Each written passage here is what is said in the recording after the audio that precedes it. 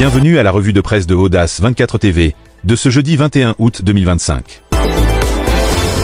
Tensions politiques et droit international à la une à 2 mois de la présidentielle ivoirienne. À l'approche de l'élection présidentielle d'octobre 2025, l'actualité politique ivoirienne est marquée ce jeudi par les déclarations incendiaires du parti au pouvoir et une décision onusienne concernant l'ancien président Laurent Gbagbo, sujette à des interprétations divergentes. Le RHDP met en garde l'opposition. Les déclarations de Kobenan Kwasi Adjoumani, porte-parole du Rassemblement des Oufouettistes pour la démocratie et la paix, ont dominé l'agenda médiatique. Réagissant aux propos de Laurent Gbagbo, qui contestait la légitimité d'un éventuel 4e mandat du président Ouattara, le porte-parole a adopté un langage de fermeté. La presse pro-gouvernementale se fait l'écho de ces avertissements.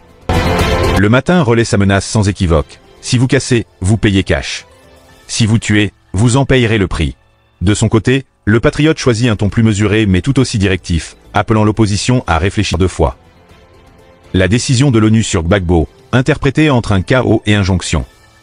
L'autre fait marquant est la communication du Comité des droits de l'homme des Nations Unies, qui a refusé une demande de mesures provisoires introduite au nom de Laurent Gbagbo. La presse proche du pouvoir y voit une victoire retentissante. Le Jour plus titre ainsi sans embâge, l'ONU met Laurent Gbagbo KO, présentant la décision comme un sérieux revers pour l'ancien chef de l'État. Cependant, les titres d'opposition en offrent une lecture radicalement différente. Ils mettent en avant les obligations qui incombent à l'État ivoirien. Selon eux, l'ONU somme les autorités de garantir les droits politiques de M. Gbagbo.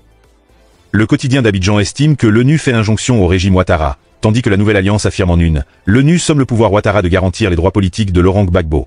Il rappelle que le comité a appelé la Côte d'Ivoire à prendre toutes les mesures nécessaires pour permettre à M. Gbagbo d'exercer ses droits politiques, comme le prévoit le droit international. Ces développements interviennent dans un contexte politique extrêmement tendu, alors que le pays se prépare pour un scrutin présidentiel hautement sensible.